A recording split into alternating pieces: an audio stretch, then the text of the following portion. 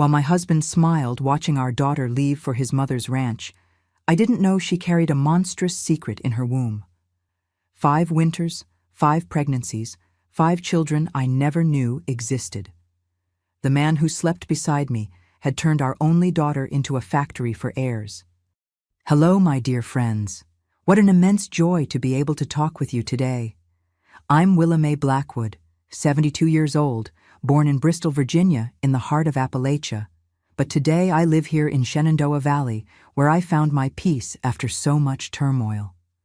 Here the mountains embrace me every morning when I open my windows, and the river that flows through town seems to tell me stories of perseverance with its constant current. Today, my day starts bright and early, you know. At 5 in the morning, I'm already up, brewing my coffee the old-fashioned way my mother taught me. Then, I go to my porch, where I have my plants. Oh, my orchids and ferns are my pride and joy. I spend time there, watering each one, talking to them as if they were my companions. And they truly are. Each flower that blooms is like a new beginning, a new chance that life gives us. After lunch, I always dedicate some time to crochet. My hands aren't as steady as they used to be, but they can still create beautiful doilies and quilts. I started crocheting during my most difficult time, when I needed to occupy my mind with something beautiful while my heart was bleeding inside. It was my therapy, you know, and today it's become my pleasure. I sell some pieces at our town's Saturday market, and the money helps me buy little gifts for my great-grandchildren when they come to visit. In the late afternoon, when the sun isn't so strong, I like to walk to the town square. There I meet my friends, other ladies who, like me, carry stories in their eyes. We talk, laugh, sometimes cry together, and that's how we share life's burdens. Miss Clara, my oldest friend here, always says we're like a flock of birds that, together, build a stronger nest. Sundays are visiting days. My house fills with people, noise, life. My daughter comes with her children and grandchildren, bringing sweets and stories from the week. That's when I prepare that fried chicken and buttermilk biscuits they love so much, a recipe I inherited from my grandmother, but only shared with my daughter after we reconnected. Each bite is a little piece of love I offer them. Oh, my dears watching me now.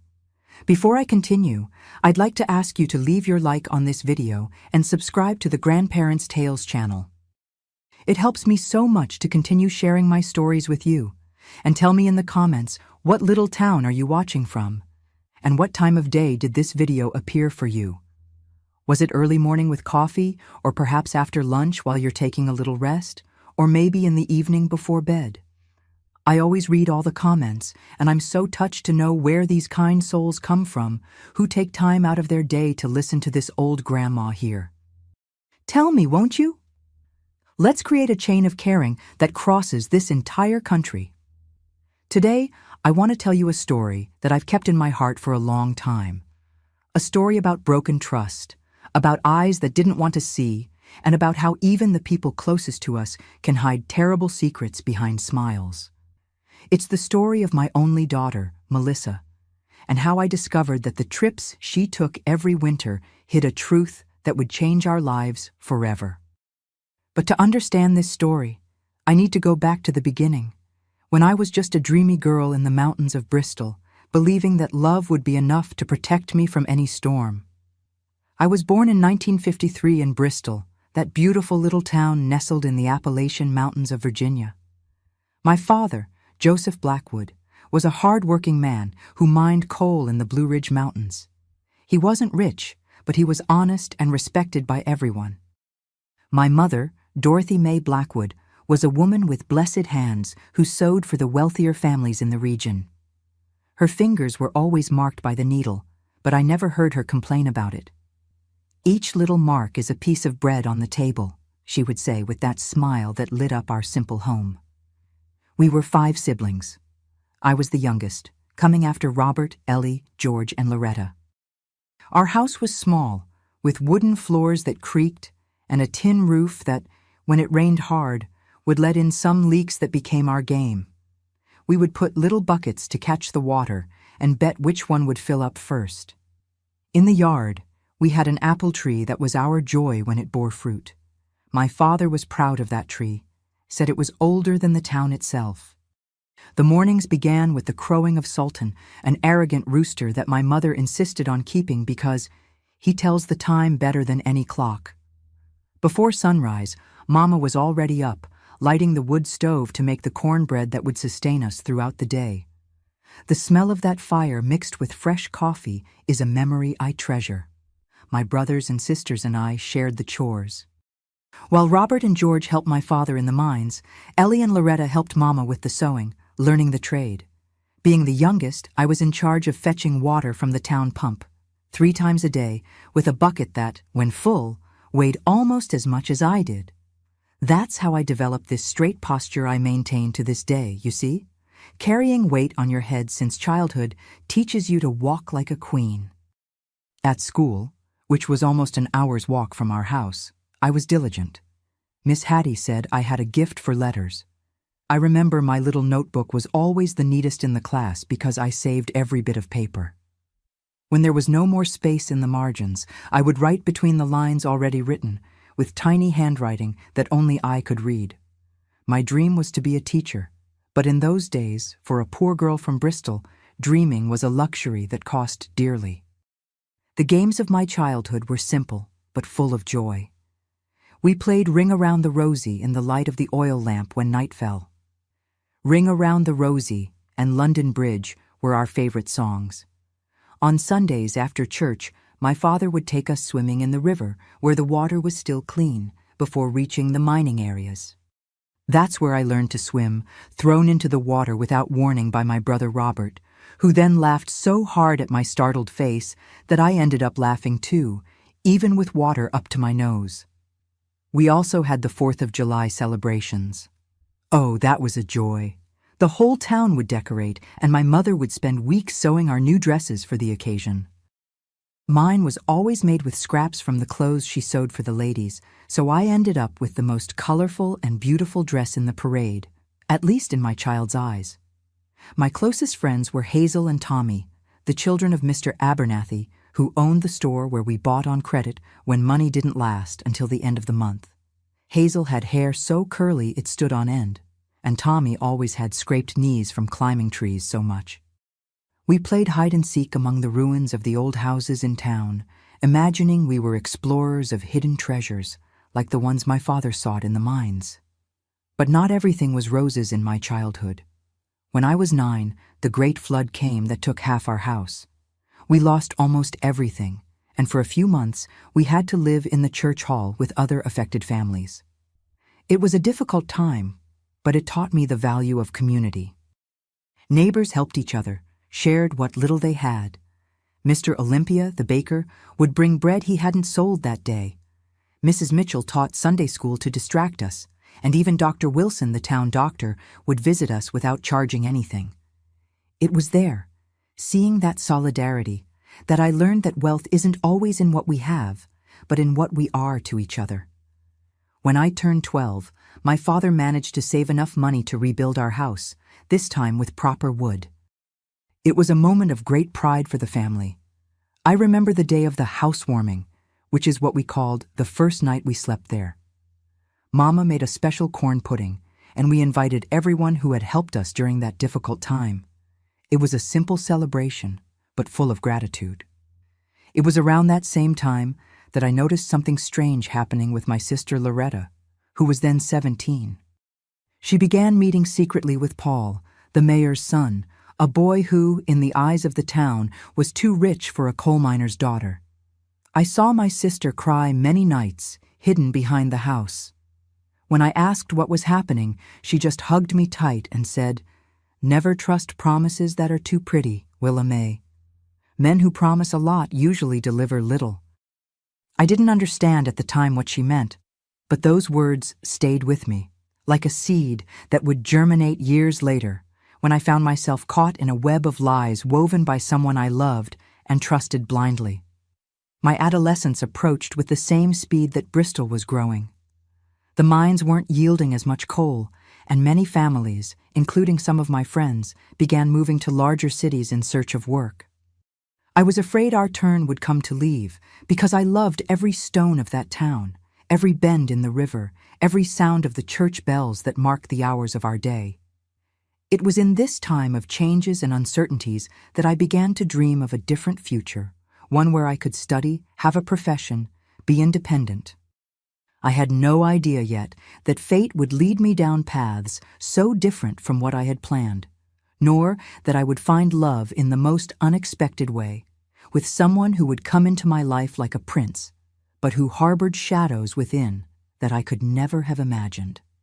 When I turned 18 in 1971, I received a used sewing machine as a gift from my mother.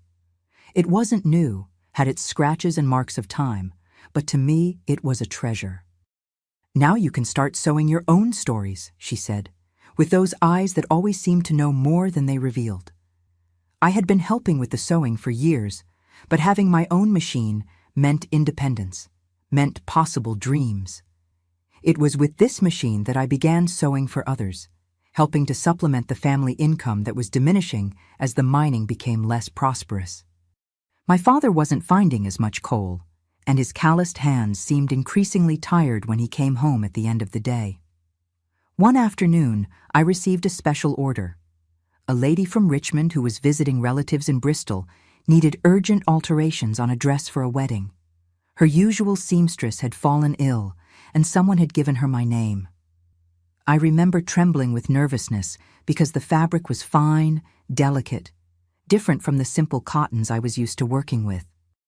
But I accepted the challenge. I worked for 2 days and 2 nights on that dress, measuring each stitch, adjusting every detail. When the lady tried it on, her eyes sparkled. "Girl, you have a gift," she said, and then made me a proposal that would change my life. She invited me to work in her atelier in Richmond. My mother cried when I told her, not from sadness, but from a mixture of pride and fear. "Life in the big city is different, my daughter. People there don't look each other in the eye like they do here." My father, always more quiet, just nodded and said, "Go, but never forget where you came from." So, with a cardboard suitcase containing 2 changes of clothes, my sewing scissors, and many dreams, I boarded the bus to Richmond. The journey took almost a full day, on roads that shook the bus as if trying to make us give up before arriving. I looked out the window watching my Bristol fade into the distance, feeling a tightness in my chest, but also a new hope. Richmond swallowed me like a giant wave. The buildings, the cars, the number of people, everything left me stunned. Mrs. Eulalia's atelier, the lady with the dress, was in a neighborhood called The Fan. It was an old house, 2 stories, with a discreet sign on the door. Inside, 5 other young women worked at aligned machines, creating dresses for the city's socialites. Mrs. Eulalia gave me a small room in the back of the house, small but clean, and taught me the secrets of haute couture. I learned to work with silks, laces, delicate embroideries. My hands, which before only knew rough cotton, now danced among fine fabrics imported from Europe. It was in this atelier that I met Lawrence. He was the son of an important client, Mrs. Sylvia, a widow who lived in a mansion in Windsor Farms.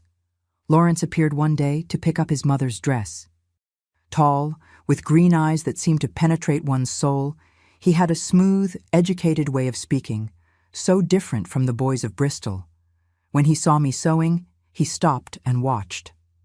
"Your hands seem to know exactly what to do, as if the fabric speaks to them," he said. I felt my face heat up with embarrassment, but also with a new feeling I couldn't name. He asked to see me again, and Mrs. Eulalia, who seemed delighted with the idea of one of her seamstresses attracting the interest of someone from such a distinguished family, gave permission. Our courtship began like that, among scraps of fine fabrics and hidden glances. Lawrence would take me for walks on Sundays in Capitol Square, showed me places I never imagined I'd know. He was studying law and talked about things that to me sounded like another language: politics, philosophy, art. I felt small next to him, but he had a way of making me feel special, as if my simplicity was something precious. Mrs. Sylvia, his mother, didn't approve of our relationship at first. A little seamstress from the country? I heard her say once, when she thought I couldn't hear. But Lawrence confronted her, saying he loved me and wouldn't give me up. That seemed so brave to me, so romantic.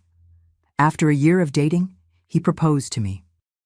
I remember the ring, simple but beautiful, that he placed on my finger. Let's build a life together, Willamay, a beautiful family. I was 20 years old and thought I knew love. How wrong I was, my God. We married in a simple ceremony in Richmond. My parents came, bringing in their suitcase their best wishes and the little they could offer us, a set of sheets embroidered by my mother. Lawrence's parents gave us as a gift a small but well-located apartment near his law school. In the first years, I was very happy. I continued working with Mrs. Eulalia, while Lawrence finished his studies. Our apartment was our little refuge, where I tried to reproduce the warmth of my home in Bristol, with plants in the windows and the smell of Southern cooking on the stove. When Lawrence graduated, things began to change. He got a job at an important law firm, and his mother, Mrs. Sylvia, began to appear more in our lives. She always brought gifts, always gave advice, always seemed to be evaluating if I was good enough for her son. It was at her insistence that I stopped working when I became pregnant. A mother should dedicate herself to the home, she would say, and Lawrence agreed. I don't want my wife to need to work. At the time, that sounded like care, like love. Today I know it was the beginning of control. Our daughter Melissa was born in 1975, a beautiful girl with her father's green eyes and my dark hair. When I held her in my arms for the first time, I felt a love I didn't know was possible. I swore to myself that she would have all the opportunities I didn't have, that she would never need to carry water buckets on her head or work from childhood. Lawrence was a proud father, showing the girl to everyone, taking pictures all the time. But who really seemed obsessed with Melissa was Mrs. Sylvia. She visited almost daily, brought clothes, toys, and always insisted on holding her granddaughter, sometimes for hours, barely letting me nurse her. She has the Mercer blood, Mrs. Sylvia would say, referring to her own family. She'll be a fine, educated young lady, not like these girls today. The way she spoke, as if Melissa was her property, bothered me, but I swallowed that feeling. After all, she was the grandmother, and Lawrence was happy seeing his mother so involved with our daughter. When Melissa turned 3, Mrs. Sylvia made us a proposal. She had a secluded ranch in a rural area near Charlottesville. A beautiful place, with clean air, away from this city pollution. Perfect for a child to grow up strong and healthy. She suggested that Melissa spend time there, especially during the winter, when the girl's bronchitis, which was rare actually, could worsen in the city. Lawrence loved the idea. Mother, you always think of everything. It would be wonderful for Melissa. I hesitated. 3 years was very young to be away from her parents. But the ranch was really beautiful. We had visited a few times, and Mrs. Sylvia assured us she would hire a trusted nanny to help her care for the girl. It will only be 2 weeks, Willamay, said Lawrence, and you can take some time to rest. I gave in, won over by the arguments and the desire to be a good wife, to not cause unnecessary conflicts. Those first 2 weeks turned into a month. When Melissa returned, she was quieter, paler. It's homesickness, explained Mrs. Sylvia. But it will pass soon. Children adapt quickly. I noticed that my daughter would wake up at night with nightmares, but Lawrence minimized it. They're just dreams, love. All children have them. The following winter, when Melissa was 4, the story repeated itself. This time it was 2 months at the ranch. It's good for her to create bonds with nature, justified Mrs. Sylvia. Besides, I'm teaching her to read. She's so intelligent, learns everything so quickly. Again, Melissa returned different. Thinner, with dark circles under her eyes, and something in her eyes had changed. A childlike sparkle that seemed to have gone out. When I asked if everything was okay, if she had liked the ranch, she just nodded silently, without looking me in the eyes. I began to question Lawrence about these long stays. I miss her. 2 months is a long time. But he always had ready answers. My mother is elderly, Willa May.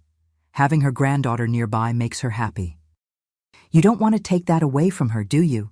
Besides, at the ranch, Melissa can run, play outdoors, not be cooped up in this apartment. So, year after year, winter after winter, visits to the ranch became a tradition in our family.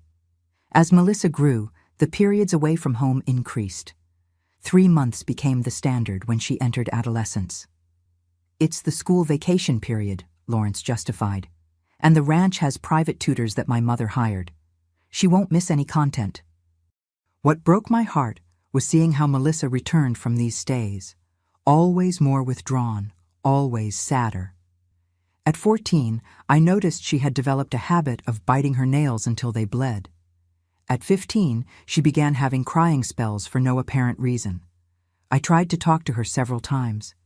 Honey, is something happening at the ranch? Something you want to tell me? But Melissa would just shake her head. It's nothing, Mom. I'm just tired.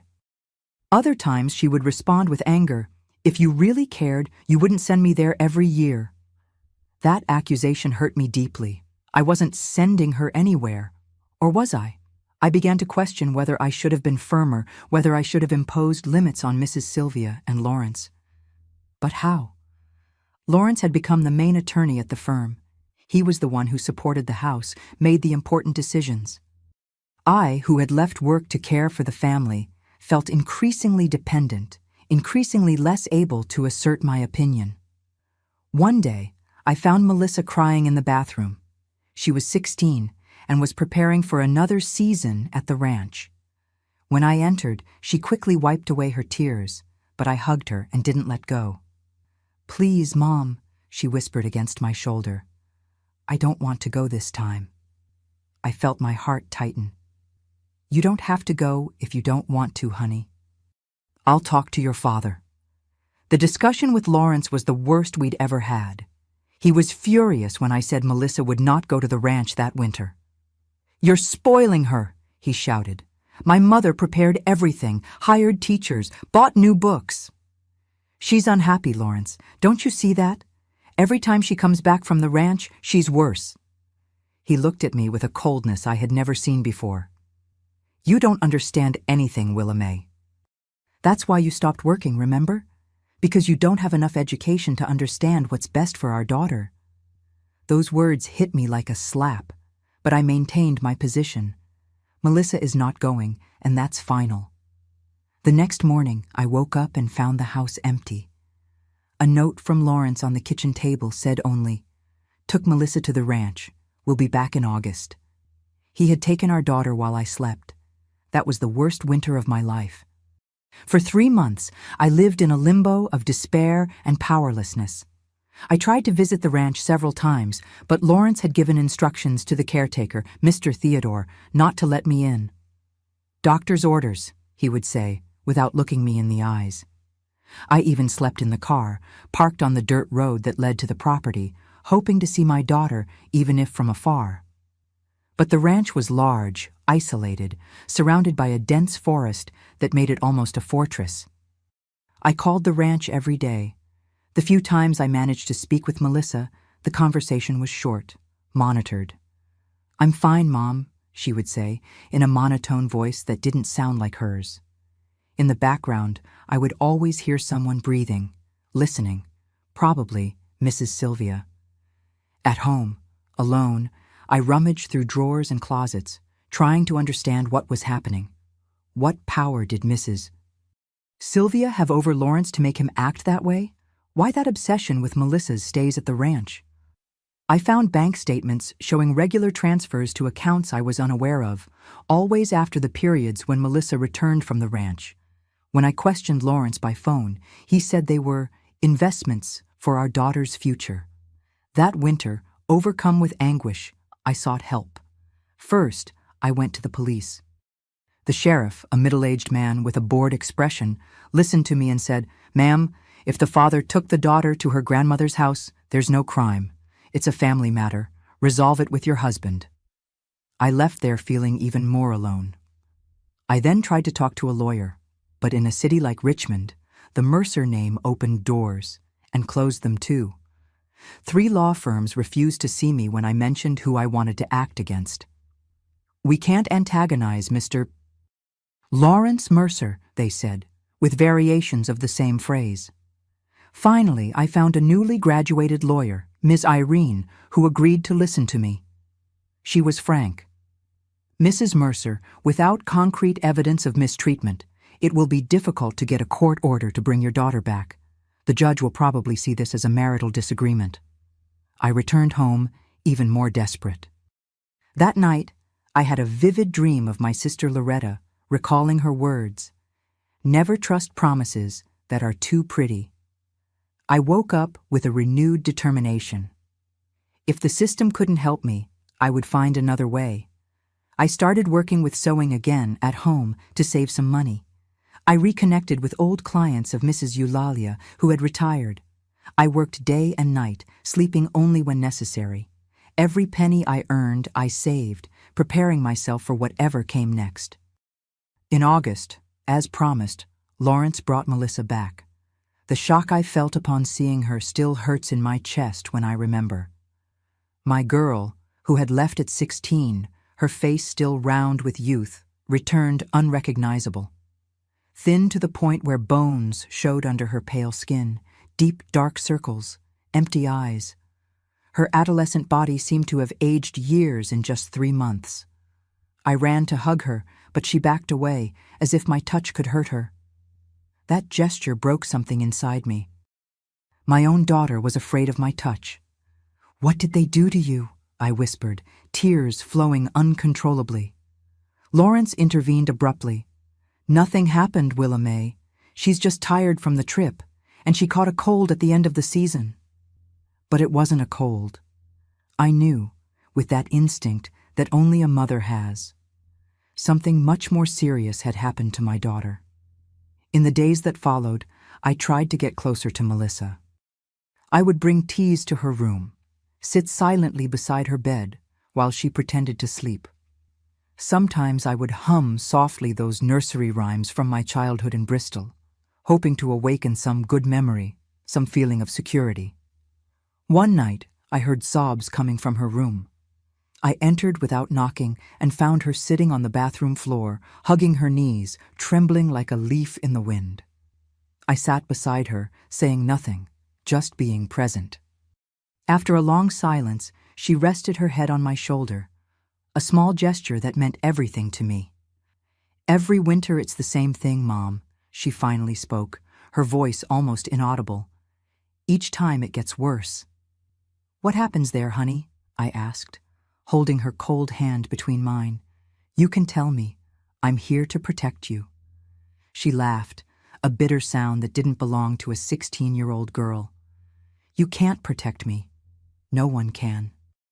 That same week, I found Melissa vomiting in the bathroom early in the morning. My heart raced with a terrible fear. When she came out, pale and trembling, I asked directly, "Are you pregnant, honey?" Her eyes widened in panic, and she denied vehemently, almost hysterically. "No, I'm not. How can you think that, Mom?" And she ran back to the room, slamming the door. But I knew. Somehow, I knew.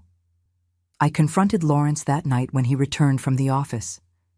"What's happening at that ranch? Why does our daughter always come back like this? Is she pregnant, Lawrence?" His reaction scared me. Instead of denying or showing surprise, he remained calm, calmly furious, like a contained storm. "You've always been too simple to understand certain things, Willa May. There are traditions in great families that people like you, of humble origin, don't understand." "Traditions?" I repeated, incredulous. "What traditions involve letting a teenager get pregnant?" He approached, gripping my arms tightly. "Don't speak of what you don't know. My mother is taking care of everything. Melissa is helping to preserve the Mercer lineage. It's an honor." I felt the ground disappear beneath my feet. The puzzle pieces began to fit together, forming a monstrous image that my brain refused to accept. You and your mother. "What have you done to our daughter?" Lawrence didn't answer directly, but his silence said everything. Then, with a coldness that chilled me to the bone, he said, "If you try to interfere, I'll take Melissa from you permanently. I have enough influence to get full custody. Think about that." That night, I locked myself in the bathroom and cried until I had no more tears. The man I loved, the father of my daughter, had revealed himself to be a monster. And I, blinded by love and dependency, had allowed it to happen. In the months that followed, I lived in a constant state of alert. I observed Melissa, noticing how her body subtly changed. She wore loose clothes, avoided looking at her own reflection. When I tried to take her to a doctor, Lawrence interfered, saying the family had a trusted doctor who would visit her at home. This doctor, Dr. Ulysses, came regularly. He would enter Melissa's room, close the door, and leave after some time without addressing me. When I asked Melissa about the consultations, she averted her gaze. "It's just a checkup, Mom. Nothing important." In January, I noticed that Melissa's belly had disappeared. She spent an entire week in her room with a high fever, according to Lawrence. When I finally saw her, she was even paler, more fragile. There was a sadness in her eyes that seemed bottomless. "What happened, my daughter?" I asked, sitting beside her bed. "I lost the baby," she whispered, no emotion in her voice. It was better that way. I remained silent, holding her hand, sharing a pain we couldn't name. After a long time, I asked, "Was it the first?" She just shook her head negatively, silent tears running down her young face, marked by suffering. The following winter, the story repeated itself. Lawrence announced it was time for Melissa to return to the ranch. This time, I was prepared. I had hidden money, important documents, planned an escape. But the night before the scheduled departure, I found Melissa in the backyard, looking at the starry sky. "You don't need to risk yourself for me, Mom," she said, without taking her eyes off the stars. "I only have one more year of this. When I turn 18, I'll leave here, far away, where neither he nor grandmother can find me. We can go together," I offered. "Right now, I have money saved." She finally looked at me with a sad smile that broke my heart. "If we run away, they will never stop looking for us. Lawrence has contacts everywhere. You know that. One more year, Mom. I can endure one more year." That night, I hugged my daughter while she cried herself to sleep. I felt her fragility, her courage, her resignation, and I hated Lawrence with every cell in my body. I hated Mrs. Sylvia, who had transformed her own granddaughter into... I couldn't even complete the thought. Melissa left the next day. Before getting into the car, she hugged me tightly and whispered, "Whatever happens, remember it wasn't your fault. You tried to protect me." Those words kept hammering in my head for the next 3 months. When she returned, at the end of winter, the same story repeated itself. The thinner body, the emptier eyes, the longer silences, and a few months later, the illness that kept her confined to her room for days. Liberation, when it came, wasn't as I had imagined. I couldn't save my daughter. It was fate, with its cruel irony, that finally intervened. In December 1992, we received the news that would change everything. Mrs. Sylvia had suffered a massive stroke. She died alone, at the ranch, with only the company of the caretaker and her housekeeper, Nadia. It was Lawrence who told me, his face pale, his eyes red, not from tears, but from something that looked like panic. "We need to go to the ranch immediately," he said, throwing clothes into a suitcase. "We have to organize everything before the funeral." Melissa, who had turned 17, was in the living room when we received the news.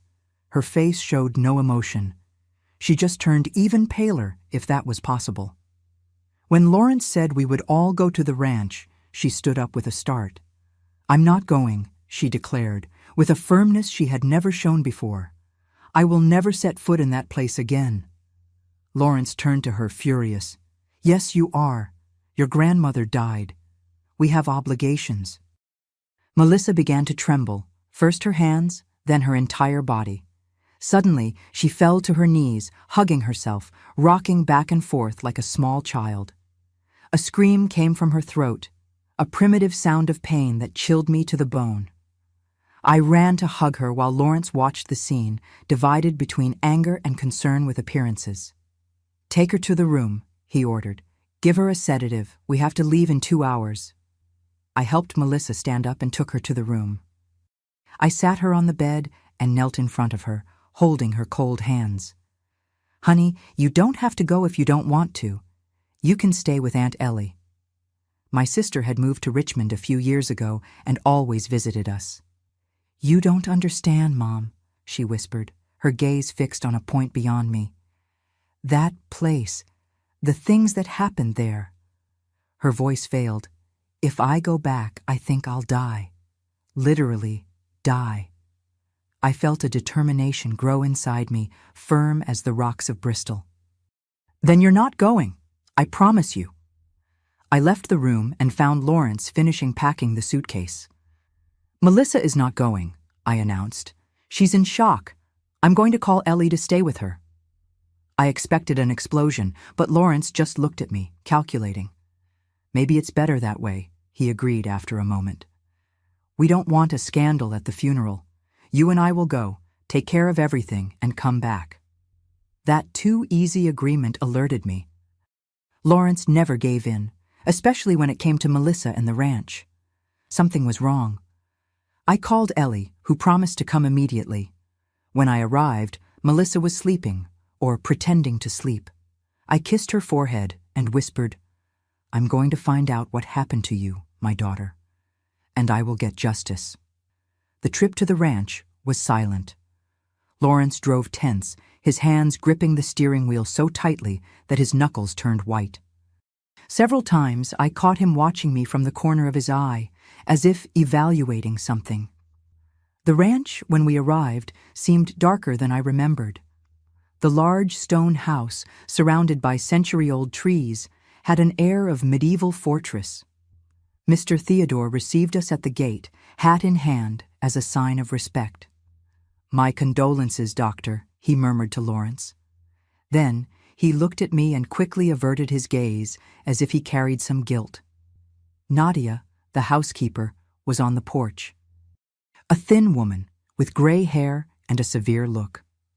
"The body has already been taken to the funeral home in Charlottesville," she informed, in a practical tone. "The ceremony will be tomorrow morning." We entered the house, and the feeling of oppression only increased. It was an old construction, with dark corridors and many doors. We had never slept there. In the few visits we made, Lawrence insisted on returning the same day.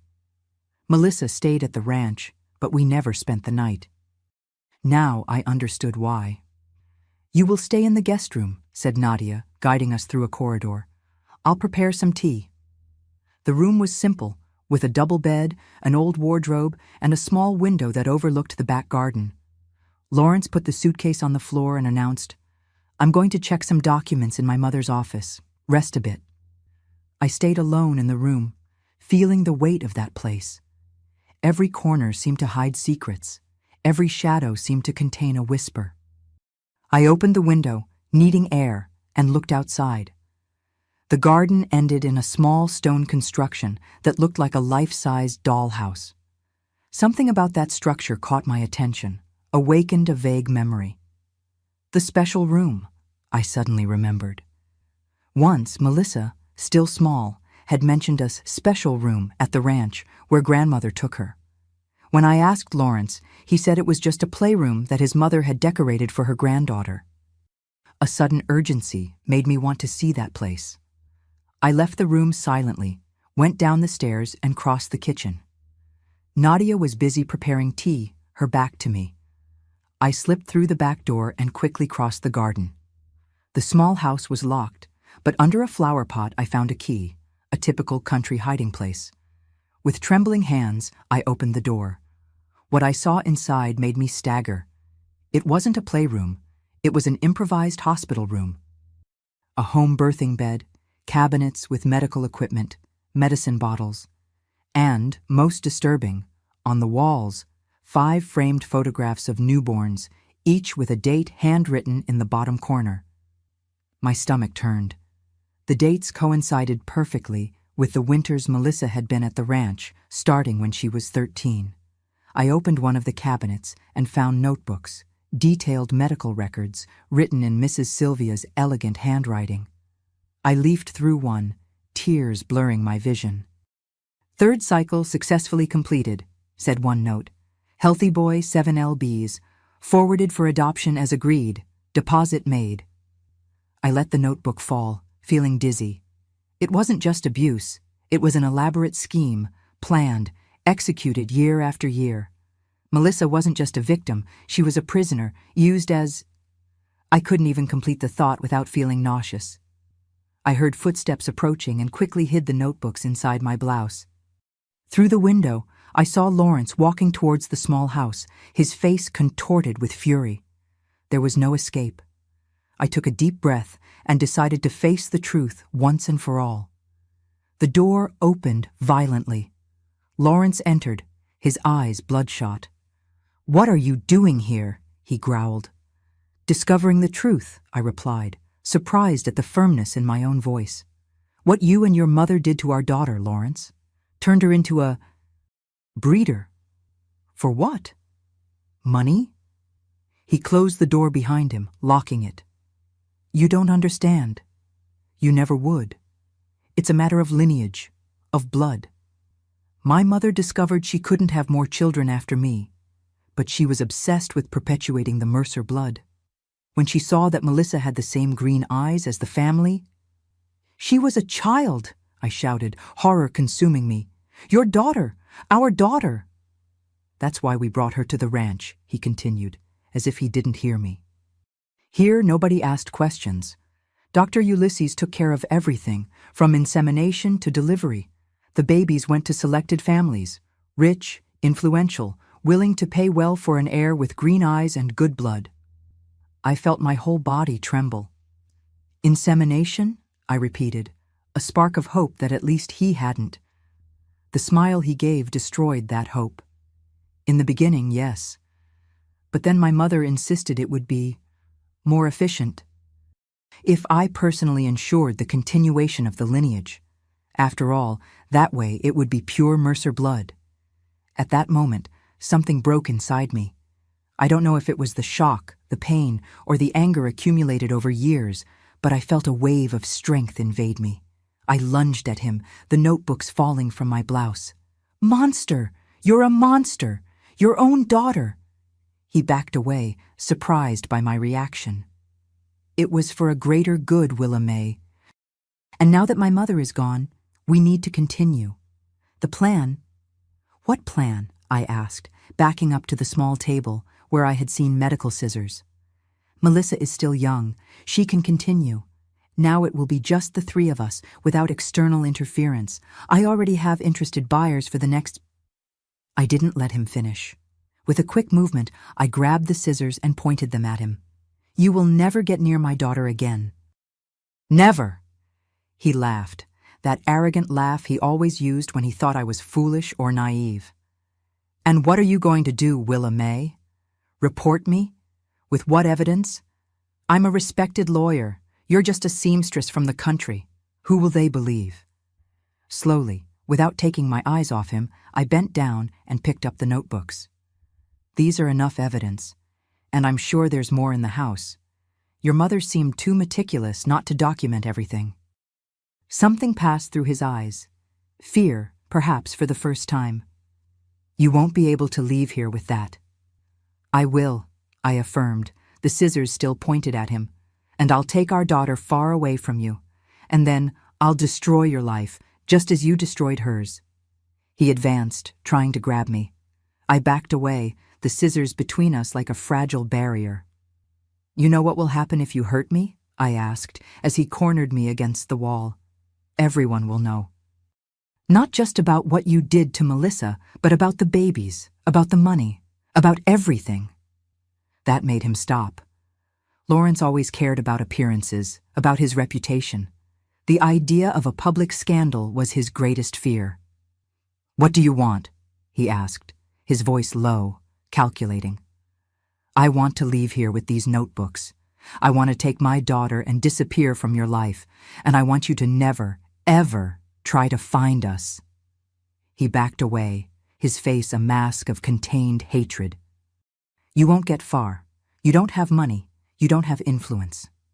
I have something more important, I replied, moving slowly towards the door, the notebooks pressed against my chest, the scissors still in my hand. I have the truth.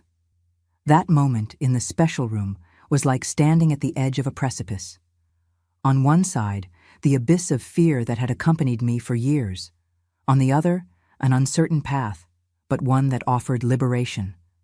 I chose the unknown path. I left the small house with the notebooks pressed against my chest, the scissors hidden in my sleeve. Lawrence came right behind, his face a mask of cold calculation. As we crossed the garden, he kept his voice low, threatening. Think carefully about what you're doing, Willa May. You have nowhere to go. I entered the main house with a single idea in mind, to find more evidence. Instinctively, I headed to Mrs. Sylvia's room, where I had never entered before. It was an austere room, with an antique double bed, an imposing cherrywood wardrobe, and a desk in the corner. Lawrence tried to stop me, but I was faster.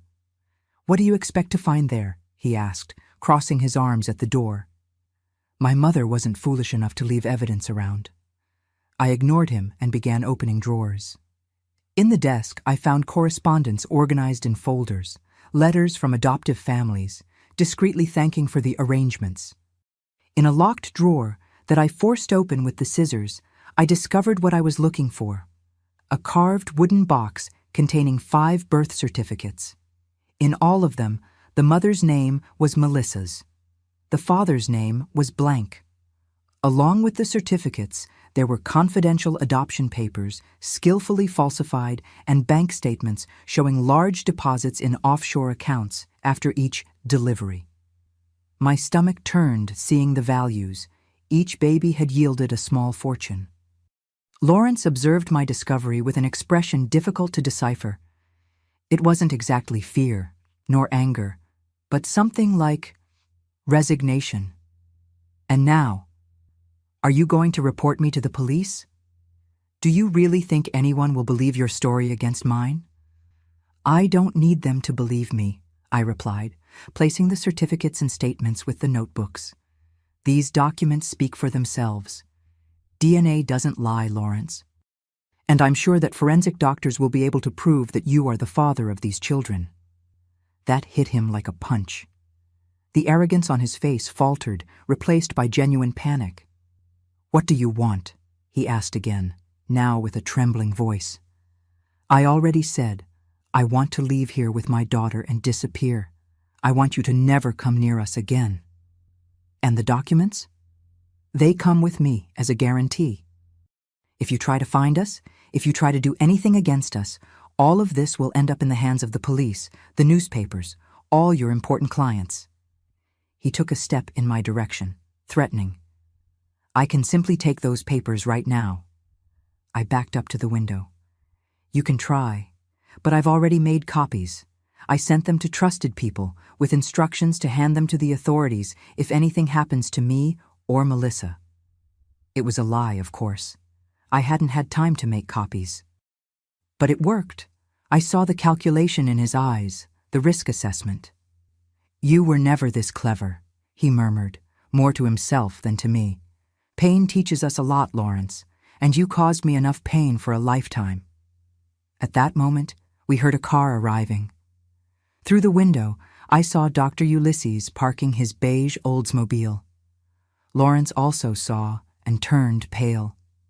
He can't find you with those documents. Then let me go, I demanded, putting everything inside a bag I found in the wardrobe. Now.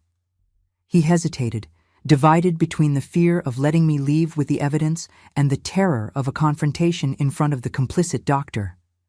Finally, he stepped away from the door. Go. But this isn't over, Willa May. I quickly left the room, went down the stairs, and found Nadia in the living room. I need to return to Richmond immediately, I said, trying to control the tremor in my voice. My daughter isn't well. The housekeeper looked at me with suspicion, but nodded. Mr. Theodore can take you to the bus stop. That won't be necessary, intervened Lawrence, coming down the stairs. I'll take my wife myself. I'll be back today for the funeral. The journey to the bus stop was the tensest of my life. Lawrence drove in silence, his knuckles white from gripping the steering wheel. I kept the bag with the documents pressed against my chest, the scissors still hidden in my sleeve, ready to defend myself if necessary. When we reached the stop, on the main road, he finally spoke. You won't be able to hide forever. I don't intend to hide, I replied, opening the door. I intend to live, something you never allowed Melissa to do. Before closing the door, I looked him in the eyes, those green eyes that once enchanted me and now caused only repulsion. Goodbye, Lawrence. I hope to never see you again. He sped off with the car before I even finished closing the door, raising dust on the dirt road. I stood there, alone at the deserted bus stop, holding my macabre treasure, the evidence of years of horror. The bus to Richmond would only pass in 2 hours.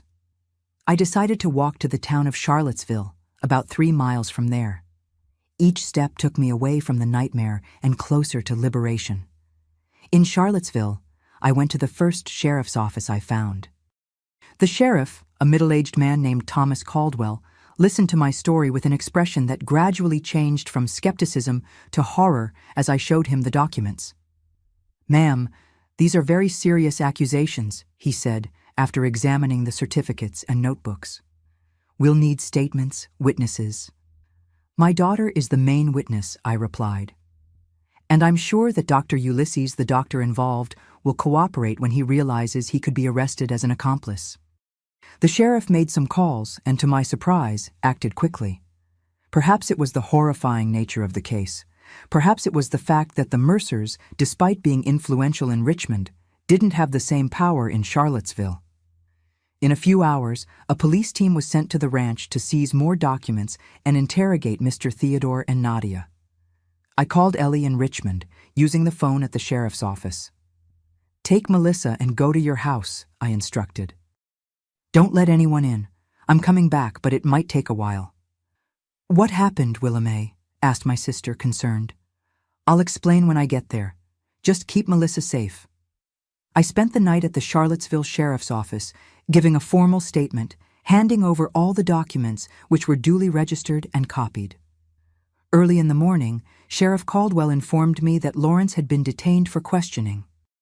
He tried to flee when our men arrived at the ranch, he explained. That only worsened his situation.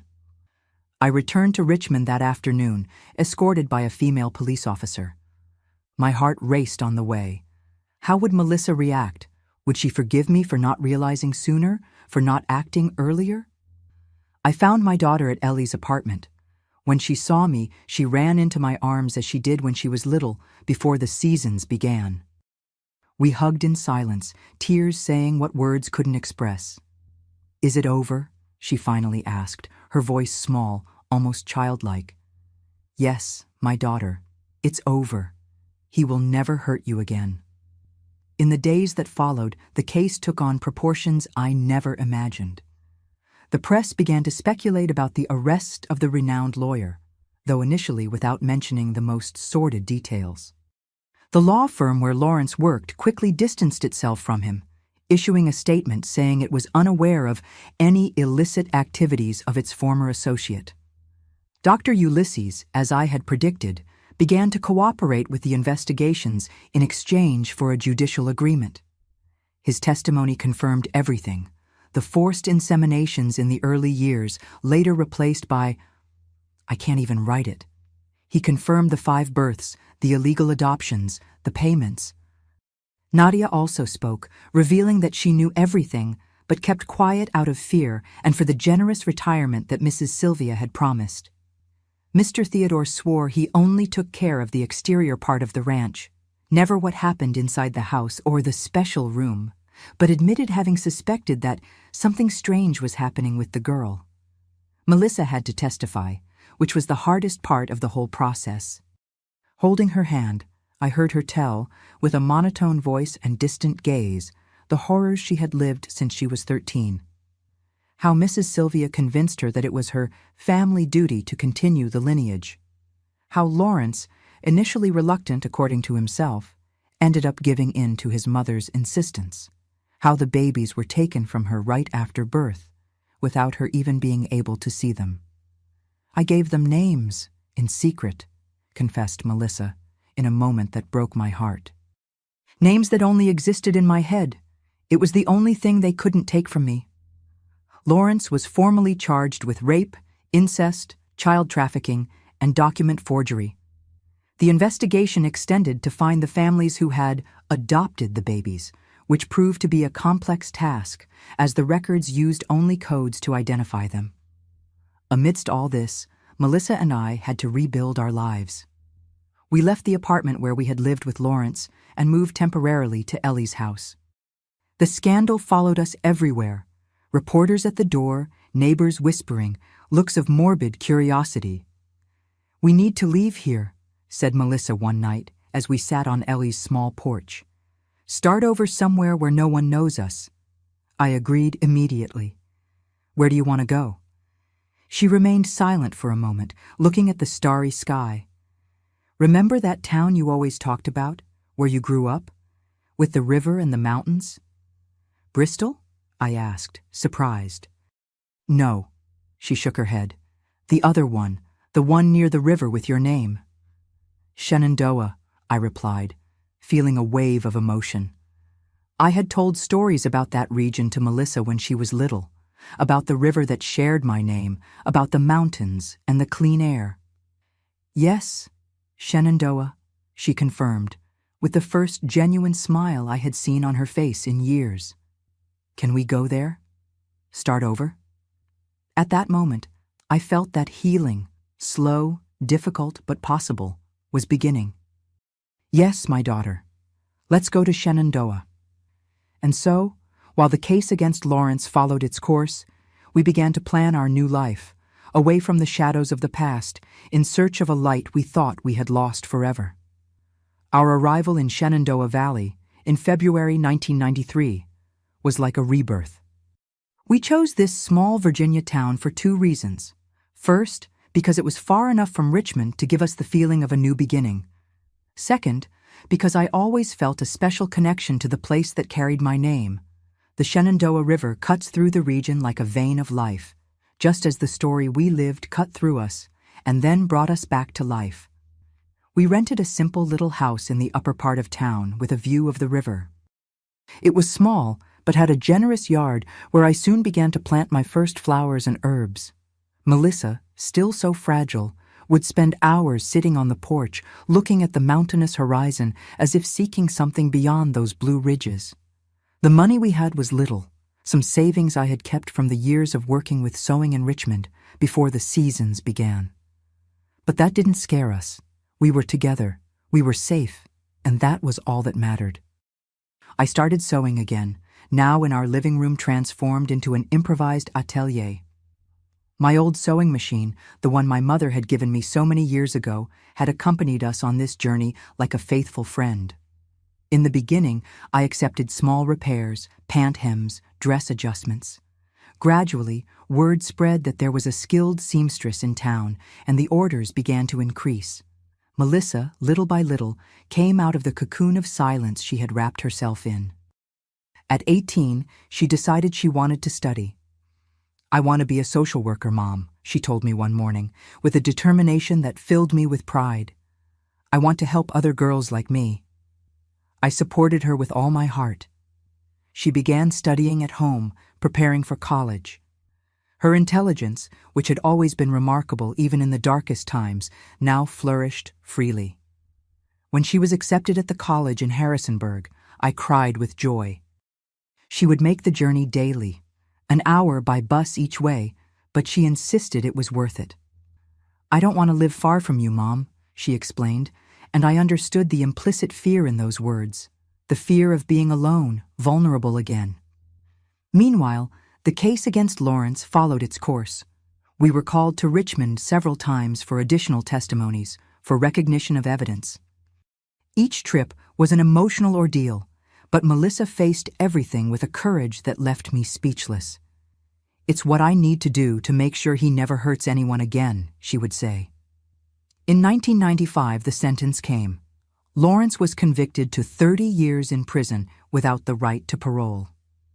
The news brought us a strange mixture of relief and sadness, not for the man who had ruined our lives, but for the family we could have been if he had been different. That same year, with the money from selling the apartment in Richmond, which legally belonged to me in part, I managed to buy our little house in Shenandoah. It was our first concrete achievement, our little piece of land where we could put down real roots. Time passed, healing wounds gradually. Melissa graduated and began working at the Center for Reference in Social Assistance in Shenandoah. Her work with women and children victims of violence was more than a profession. It was a mission. Each person she helped seemed to heal a piece of herself. In 1998, a young history professor arrived in town. Benjamin Parker, with his thin-framed glasses and gentle smile, began frequenting the town library at the same time as Melissa. Books brought them together. Then came conversations about literature, about history, about dreams. I saw my daughter smile genuinely for the first time in years. "He knows everything, Mom," Melissa told me one night after dating Benjamin for 6 months. "I told him about the ranch, about everything, and he didn't run away." Their wedding in 2000 was simple and emotional. We held the ceremony in the garden of our house, which by that time was full of the flowers I cultivated with so much care. Melissa wore a dress that I sewed with my own hands, putting in each stitch all the love I felt for her. The following year came the news that made us both fear and celebrate at the same time. Melissa was pregnant. The initial fear, the ghosts of the past that insisted on haunting us, was replaced by joy when Lucy was born, bringing a new light to our family. Seeing my daughter cradle her own daughter, with so much love and protection, was one of the most healing moments of my life. Then came Hannah and Jake, completing the family that Melissa built with Benjamin. A family based on respect, affection, and mutual protection. Everything that had been lacking in our past. Meanwhile, my life was also transforming. My small sewing business prospered, and over time, I began teaching young women in town. I found in crochet a form of therapy.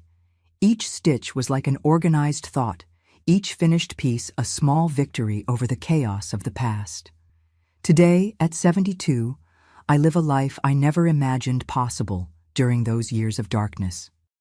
My house, always full of the laughter of my grandchildren, has become a safe harbor not only for my family, but for many women in town who seek advice, consolation, or simply a cup of tea and a welcoming conversation. My plants, especially my orchids, are my pride and joy. Caring for them has taught me about patience and resilience, how something so delicate can be, at the same time, so strong and determined to bloom even in the most adverse conditions. Melissa, now 50, directs the social services in town and is respected throughout the region for her work with victims of domestic violence. Benjamin became the principal of the local school, and together they are a force for positive change in Shenandoah. And what about the 5 babies we never knew? The investigations managed to locate 3 of them. 2, already adults, chose not to make contact.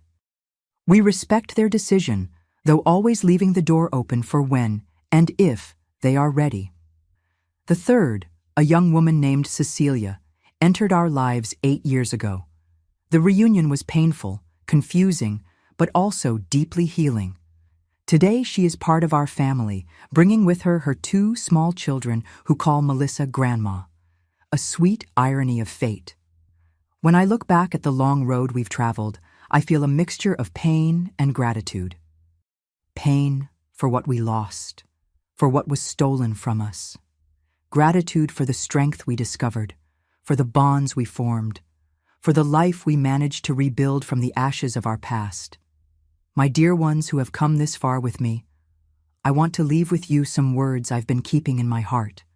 Words that helped me through the darkest moments and that I hope can illuminate the path for those who need it. If you are going through a situation of abuse, know that you are not alone. I know well what it's like to feel trapped, powerless, with no way out. I know how difficult it is to recognize that someone who should protect you is hurting you. But believe me when I say, there is a way out of this darkness. I learned that age doesn't define our strength, but rather our ability to start anew each day. When I left Richmond at 40, with a traumatized daughter and just some savings in my pocket, many would say it was too late to rebuild a life. But I discovered it's never too late to seek freedom and dignity. My wrinkles are maps of survival. Each one tells a story of pain overcome.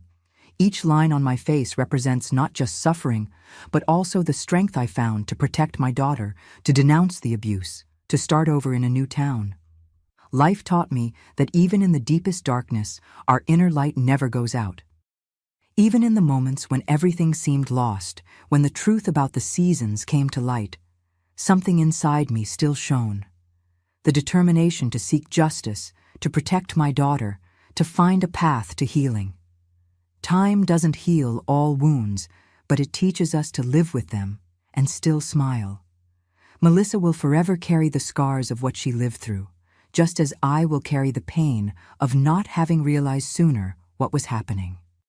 But we learn to build a beautiful life around these scars, transforming our pain into strength to help others. My story is not about what they did to me and my daughter, but about how we chose to respond. We could have drowned in bitterness and anger, and there were days when we almost gave in to these feelings. But we chose, day after day, hour after hour, to transform our experience into something that could bring light to other people. If you know someone who is going through situations of abuse, be it a child, a teenager, or an adult, don't turn a blind eye.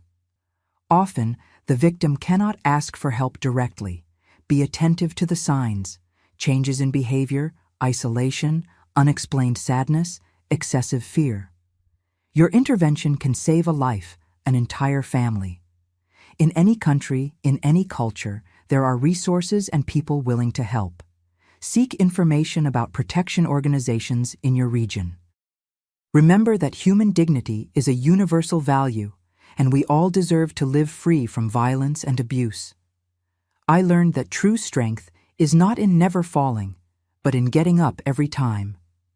Each small victory, be it returning to sewing, seeing Melissa smile again, or simply being able to sleep a whole night without nightmares, was a step in our healing journey.